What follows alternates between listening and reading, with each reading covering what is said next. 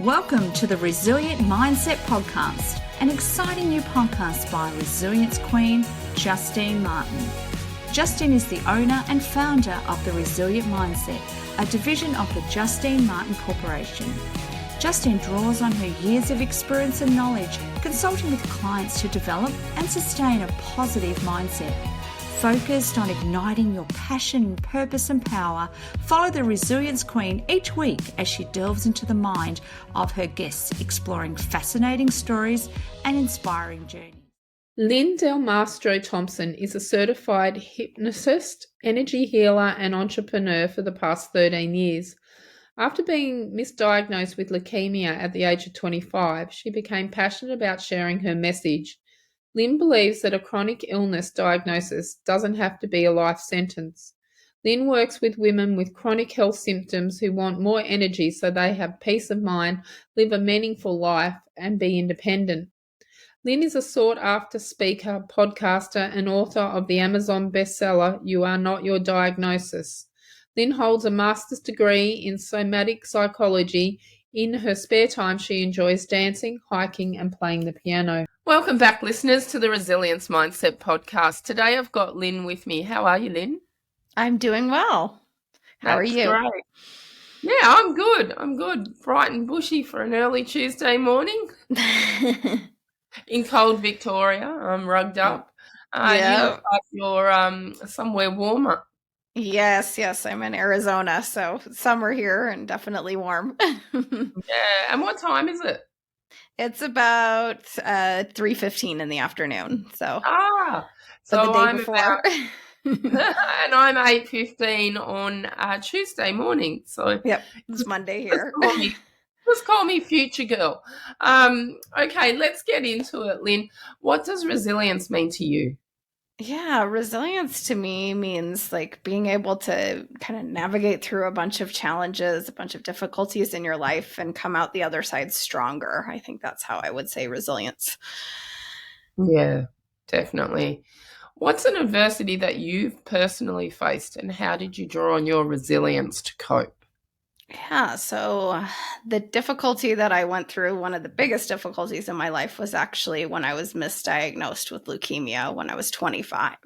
How does that happen?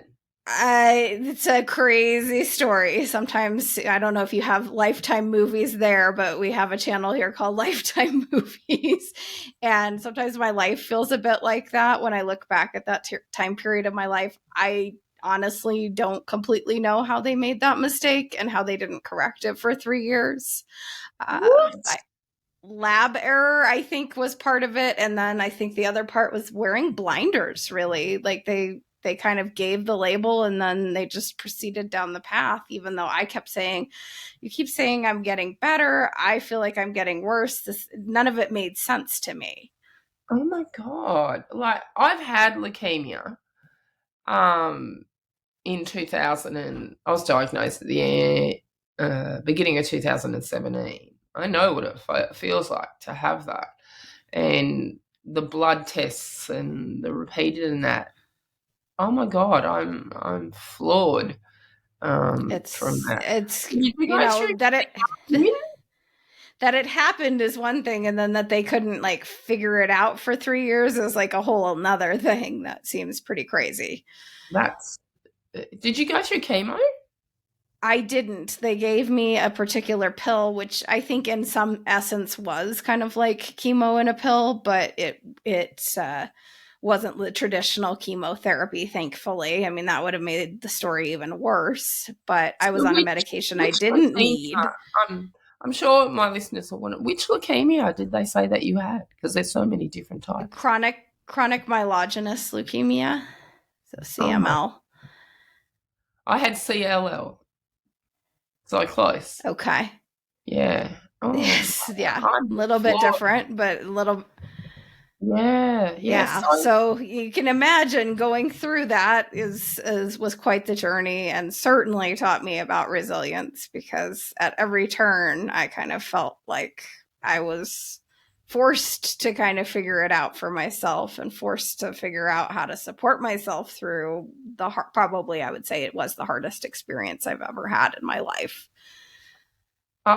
Without a doubt. How did you cope with that? What did you do to bring yourself back? Yeah, so in the beginning, I don't think I really did know how to cope. The first year, I kind of sunk out of the under the weight of it. Like hearing Mm. that word and that diagnosis at first was very scary, very overwhelming. And then, of Yeah. course, they just release you from the hospital, after you've gone through all of these tests. And I had been an inpatient at the time that this was going on. And then it's like, oh, okay, well, now go home, start seeing this doctor, take this medication, et cetera, et cetera. And you don't really know what to do.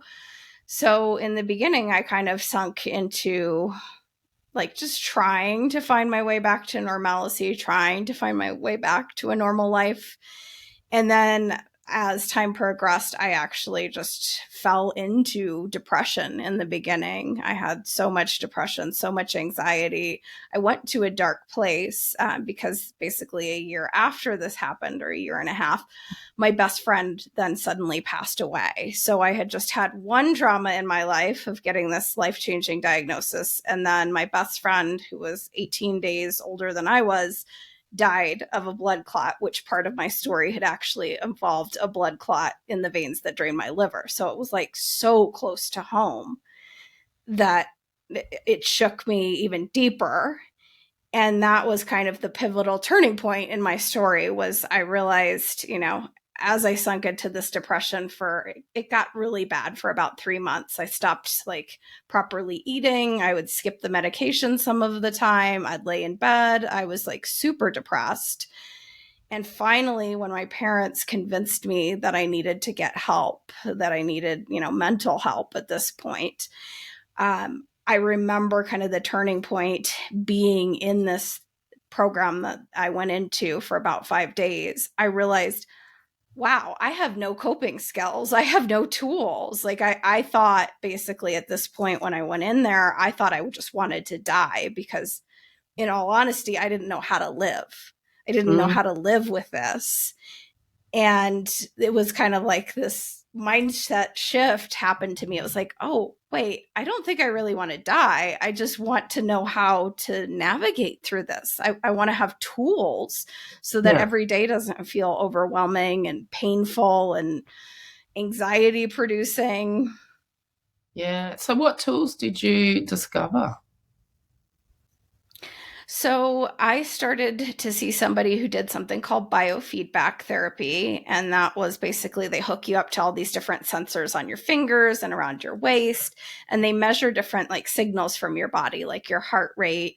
It can measure what your breathing is doing. And you can see it on a computer in real time. And so that was kind of the beginning for me of just learning like stress management in essence. Like if you breathe slowly and deeply, I needed at first to see that on a screen and be like, oh, something's different. And then I started to notice, oh, something's different in my body.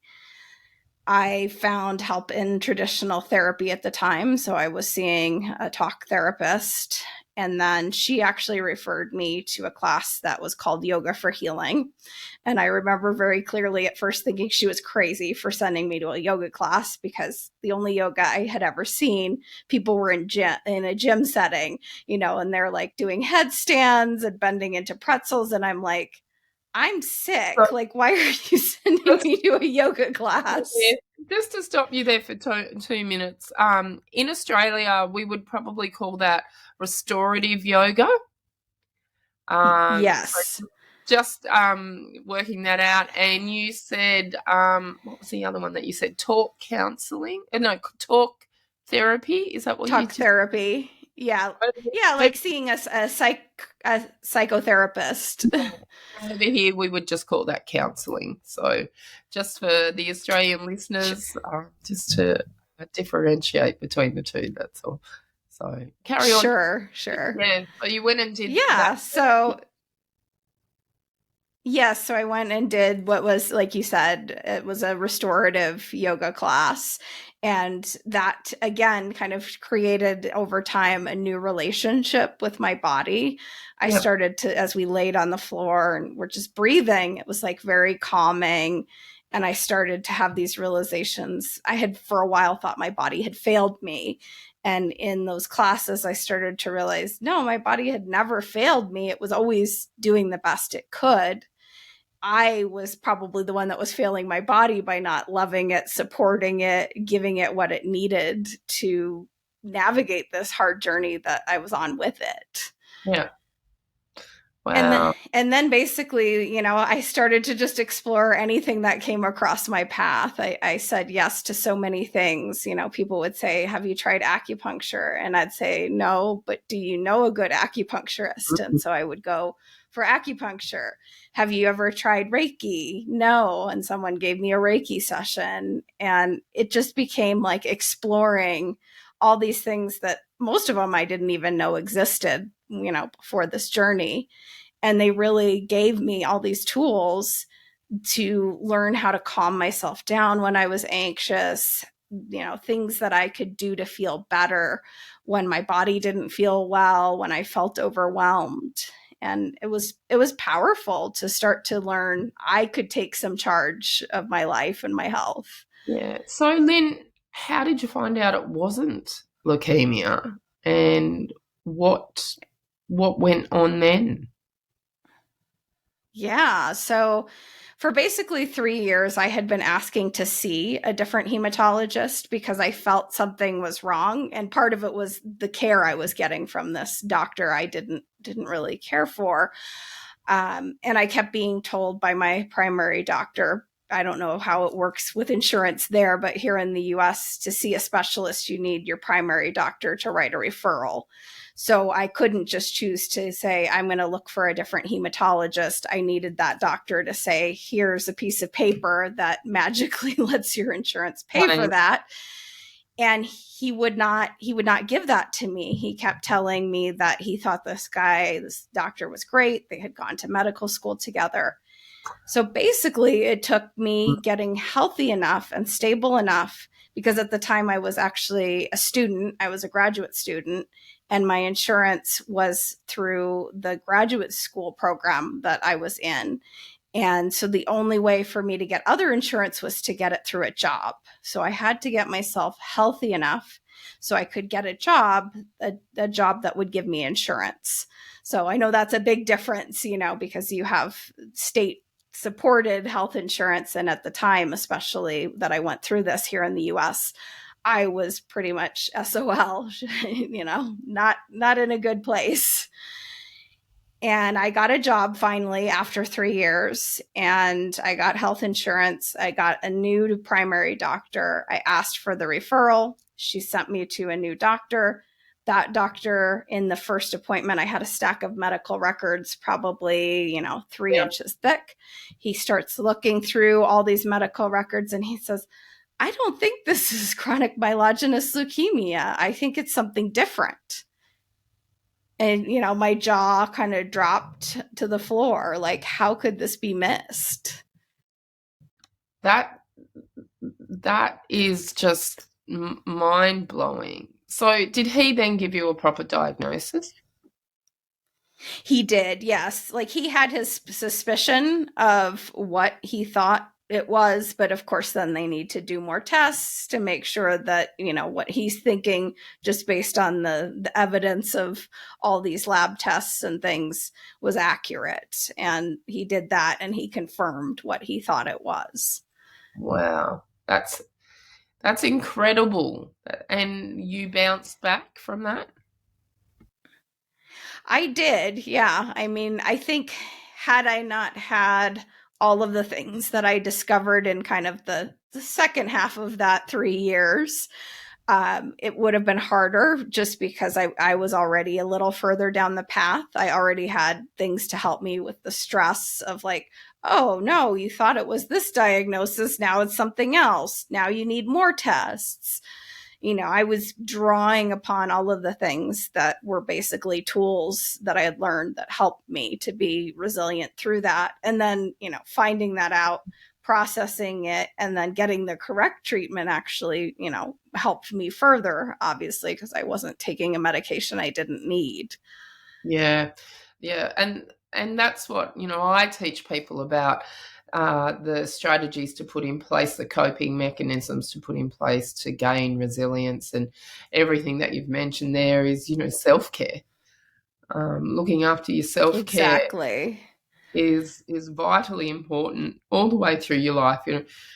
People say to me, "Oh, you get so much done despite everything that's gone wrong, and you look so healthy," and it's because I put time into me.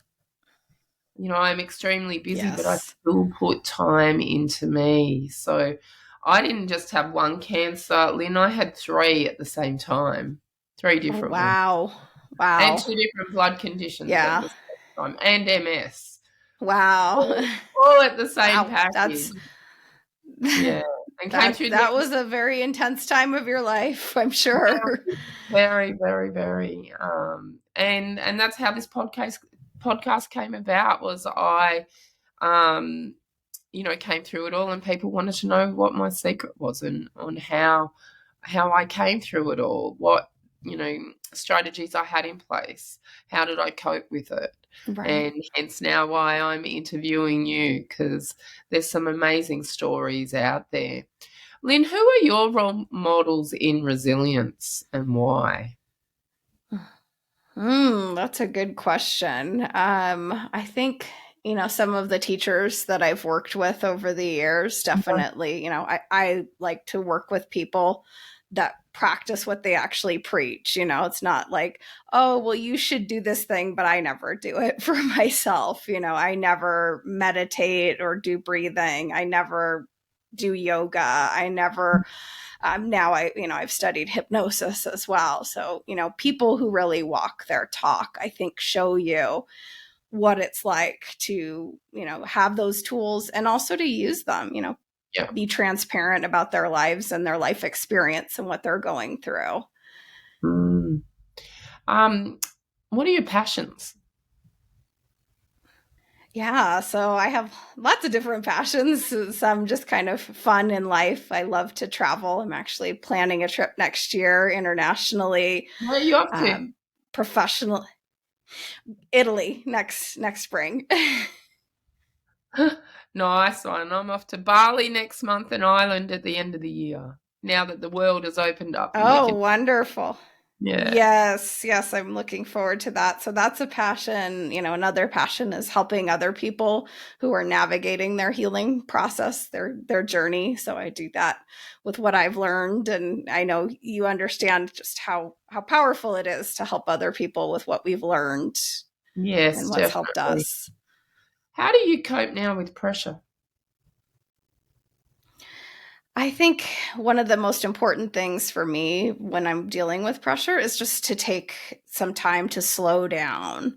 Like, I think when I feel pressure, the natural tendency for me is things feel like they go faster and I need to speed up and, make decisions quickly and be really responsive. But actually, I find if I can slow down, take some deep breaths, get quiet, listen to my intuition about how to navigate things. Those things serve me a lot better than just trying to go, oh, I'm under pressure. I have this that needs to be responded to immediately. No, I'm going to slow down and pause for a moment. Yeah, stress on the body is not good for anyone. And it's not until No. you get rid of that stress that you then realize, what you've put your body through for that period of time. And some people live in that stressed, fight flight mode for a continuous period of time, and the damage that it does is sometimes irreversible there, which is never good. So, what's your favorite movie that features a person's inner strength to get up? Oh, there's a lot of good ones. I'm like, my brain is flickering through the catalog of movies. The one that just pops to my mind, I don't know if you've ever seen it because it's a US movie. It's called The Blind Side, which I'm not usually like into sports things, but I have it's about a seen it. young man who overcomes, like a very difficult upbringing, a childhood that's difficult, and he learns, through being with this family that kind of takes him in, how to be strong and resilient, and how the things that people actually said about him that were negative, growing up, actually, serve him in this athletic career that he develops. Yeah. Who's the main character in that? Who's the actors in that one? I'm trying to think. I know Sandra Bullock is the one that plays the mother. Yeah. But I can't remember who plays the young man. That was the athlete. movie that I was thinking of. Yeah. That's a good movie. What's a quote that you live by? It is a really good movie. A quote that I live by. When we don't listen to something to the effect of, when we listen to our body's whispers, it doesn't have to scream at us. That's a nice one. What job or position have you loved the best and why? Oh, I would say running my own business, helping people in their healing journey, the one that I currently do. Yeah.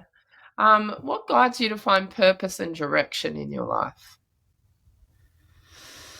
I think, I believe that everything that happened to me going through this journey that I went through didn't happen for no reason. And so coming back to that, like when things are hard, it's like, how does this serve a bigger purpose?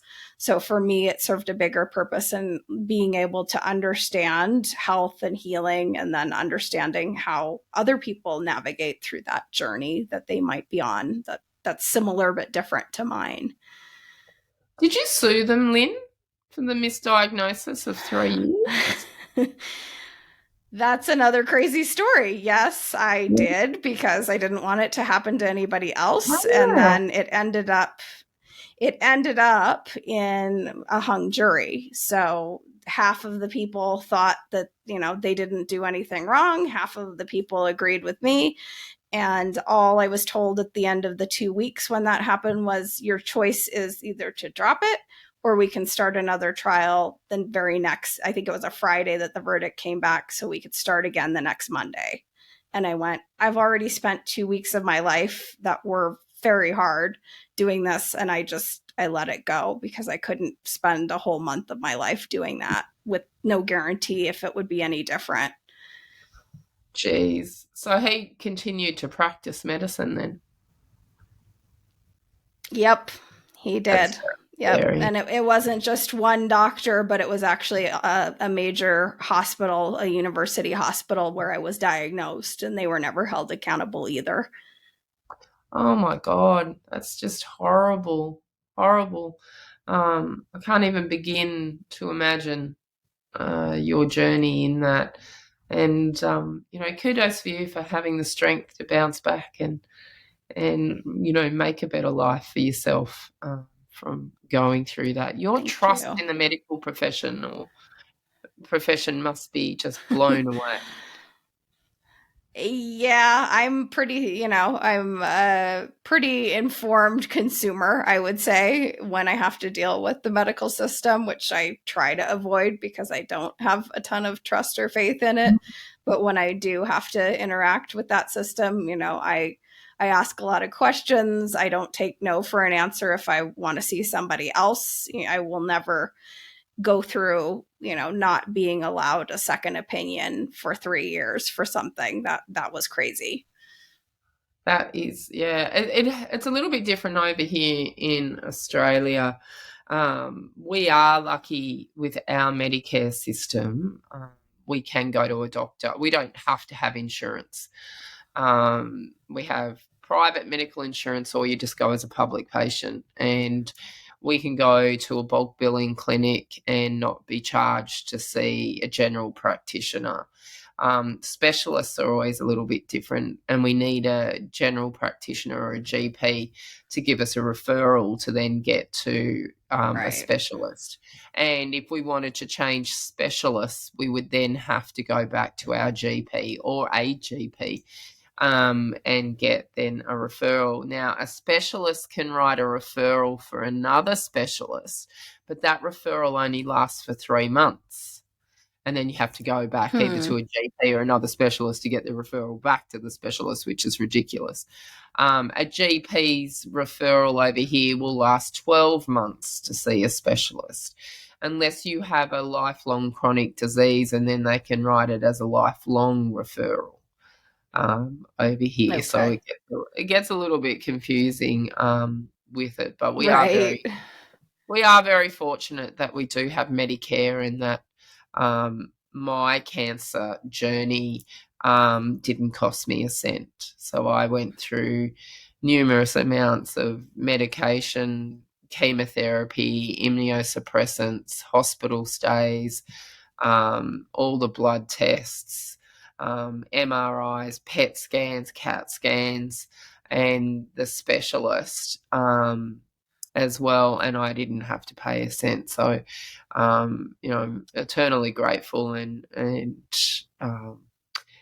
lucky that I live where I do, because I can't even imagine, Lynn, over there, the stress that all must put you under, and how you gain Right. resilience It's, through that system. yeah, you have to kind of figure out how to navigate it. It's another way, like you said, of you have to learn how to be resilient, because like at one point too in the journey, the medication they had me on, I was on 2 different medications that totaled, I think, about $10,000 a month. And my insurance didn't want to pay $10,000 a month. So then I had to learn, there's programs with the pharmaceutical companies Yeah. where you can fill out paperwork, and then they'll give you, the drugs for free or a very small amount of money.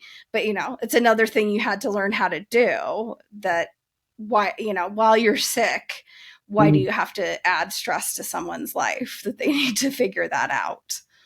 Yeah. Unbelievable. And don't even get me started on the pharmaceutical companies.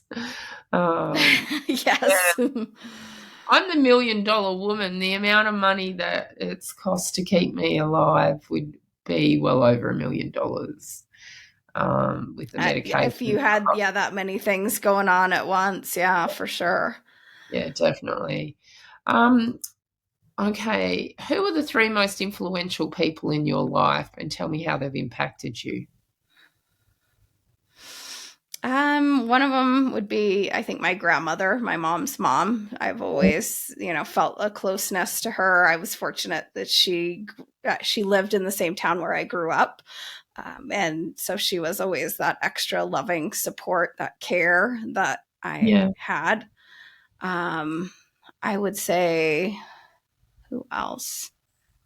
My mom's best friend, who's actually no longer with us either, but she was always there for me too in that journey. And she actually had a background as a therapist, as a counselor. So she was like personally supportive, but also had a lot of things that supported me throughout my life. And it's hard to pick just 3, because there's so many things I could say. I think some of it also is who inspires me, the books and the people that I've read. Oh, we can get on to that. So like, oh, okay. So these are just more people, like, people personally. Who else would I say? I would say my best friend as well. I mean, her passing, I think, was also like a huge growth experience, a huge growth journey for me when she was 26 and her passing. When I went through my chemo, I had 3 friends actually take their own lives. And I went to the first funeral, and it was so hard to be at that funeral, to say goodbye to her. And, I went with a Hickman line in my chest that they were pumping the chemo through me. And I just sat there and I was angry. Here I was fighting for my life to stay alive, and here she was, that she'd taken hers. And then within 6 weeks, there was 3 of them that had done that. And the other 2, I didn't go to their funerals. It was just way too hard. And it made me question absolutely everything, and made me even more determined to stay on the planet, rather than ending it. So what are 3 books you'd recommend to my audience, and why? Yeah, so the first one is called Dying to Be Me by Anita Morjani. It's actually her story of how she she went through a near-death experience during her cancer journey and then came back. And her experience of that it's profound. Like, that book is amazing. And I actually was at a retreat with her just a week or so ago. So I highly recommend that book and her work. You'll have to I tell her about love the the book podcast. called Tell her about the podcast and see Yeah. they're taking applications for Yes. serious. Okay. Awesome. And then I would say the book, The Biology of Belief by Dr. Bruce Lipton. He talks about just how powerful we really are in terms of our bodies. You know, there's the old paradigm of like our genes control everything, and his work and his research is much more about how our thoughts, our choices, the things that we do in our life, like how we manage stress, how those affect our health and well-being, or whether we get sick. So that's a beautiful book. And what would I say for the third one? So many good books. I would say anything by Dr. Joe Dispenza as well. Like, he has a number of books and I really love his work. Great. So listeners, I'm sure you can find those all on Amazon or Audible as well. Are you a reader or a listener? I'm a reader. Yeah, I'm not really an auditory learner, so it's a little tricky for me to keep attention in listening to auditory books. I'm a listener. So quite often when I'm painting, I'll put an Audible book on, and when I'm used to their voice, and then speed it up. So I'll then listen anywhere Nice. up to around about 1.75 speed. So a 13-hour book comes back down to a reasonable amount of time there. If you could go back and give your 18-year-old self one piece of advice, what would that be? I think the advice I would give is don't be afraid to change your mind. Because when I was younger and when I was going through this journey, when I was sick, part of the reason I view that I got sick was I wasn't listening to myself and I was staying stuck in a graduate program, which I was very, very unhappy. And I didn't feel like I could change my mind. I felt like I had committed to this path and that I thought I wanted to be a professor of history. And I felt like I was going to disappoint other people and myself to change my mind. And looking back, like, I think that's the best advice I could have given myself, is just, it's okay to change your mind. It's okay to make what you might think is a mistake and course correct. Yeah. Yeah. And question things. If something doesn't feel right, question it. Exactly. Seek second opinions. Exactly. So in my case, Lynn, for my cancer diagnosis, my GP at the time told me, because I went in going purple, and she told me not to worry about it, come back in 4 months if it was still happening. Now, if I'd waited that 4 months, I would not be sitting here now. So I went through the process. Yeah. So that was in the June, and she told me to come back in the September. And Okay. I went and sought a second opinion, and then was diagnosed with stage 4 cancer.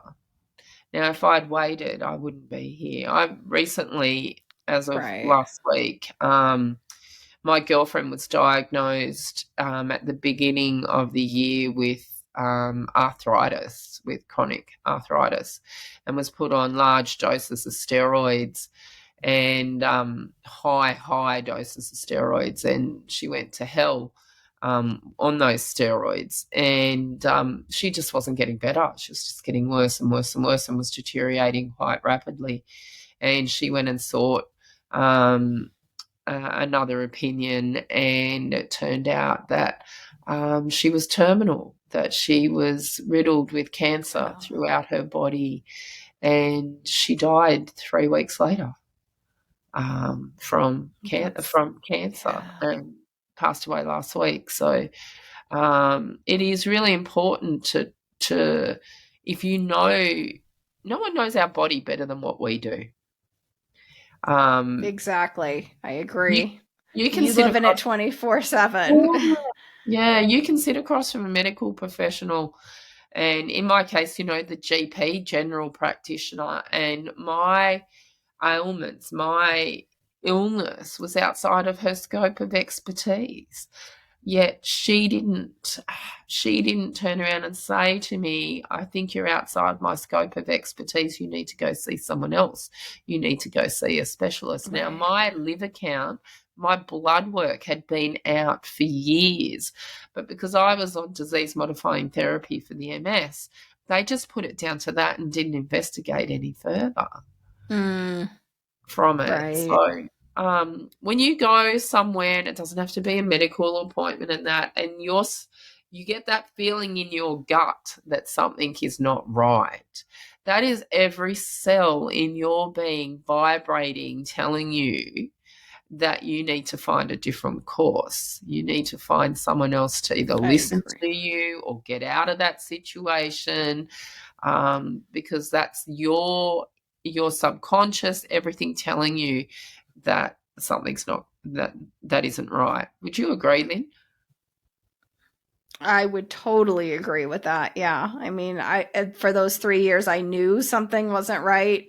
I just, in my 20s, I don't think I knew how to be strong enough as my own advocate in terms of navigating that. But, it was like I felt that in my body, something was wrong. And then, I kept saying, but why this, why that? And nobody listened.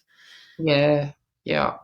It's if you can't advocate for yourself, find someone that can advocate for you. And there are people out there. Yeah. And it might be friends or family that can step up and help you with that application. Exactly. Yeah. It's so important that if you don't feel like you can make your own voice heard, that, you find people who can. So, what's one question you'd wished that I'd asked you, and how would you have answered? Oh boy, that's an interesting one too. What would I say to that?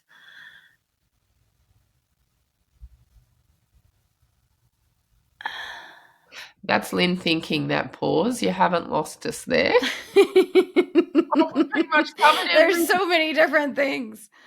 I think we covered a lot of ground. Yeah. I mean, I think we've talked about what I learned from the journey and advocating for yourself, so I think we've covered a lot. Yeah. Okay, so now some quirky questions for you. Lynn, if you could live anywhere in the world, where would it be? I think outside of where I live now, I would live in Italy.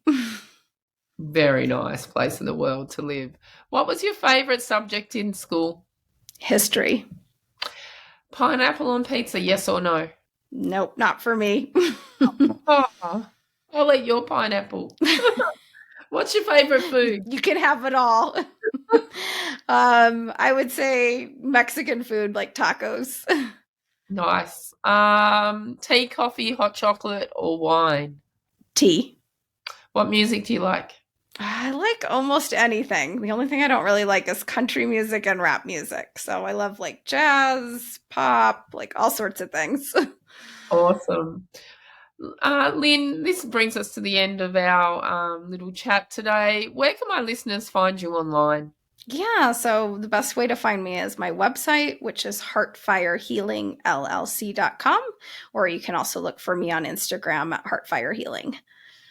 And we'll put all your details into the bio so people can follow up with you if they'd like to make contact. Lynn, I'd like to thank you today for being on the Resilience Mindset podcast and sharing your story with my listeners. It's a pleasure to share my story, and thank you for having me. You're welcome. And remember, listeners, you know the drill. Until next time, stay resilient. With over 11 years public speaking expertise, Justine thrives on delivering a powerful and empowering keynote to audiences of all sizes. From a packed room of 500 people to an intimate gathering of 50 people, Justine will command the room with her inspiring journey and engaging anecdotes. Email hello@justinemartin.com.au to book Justine for your next event. We hope you enjoyed the Resilience Mindset podcast. Remember to subscribe to the podcast to get your weekly fix listening to Resilience Queen Justine Martin. Follow Justine on social media at Resilience Mindset or log on to justinemartin.com.au. And until next time, remember, life doesn't get easier or more forgiving. We get stronger and more resilient.